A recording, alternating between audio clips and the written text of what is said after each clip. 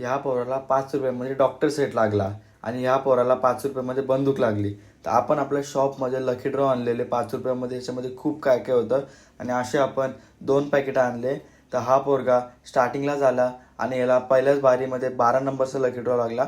आणि त्यानंतर आमच्या काही गावातली नाटकं पोरं आली आणि मग त्यांना मी हा लकी ड्रॉ दाखवला आणि मग सर्व एक एक करून लकी ड्रॉ घेतला. मग या पोराला पहिल्याच बारीमध्ये एक बस लागली आणि मग हा बोलतो की मी माझं स्वतः काढून घेतो. आणि त्यांनी खालचा नंबरचा काढला आणि त्याला एक 3 नंबरचे एक काहीतरी हाताचा बँड लागला.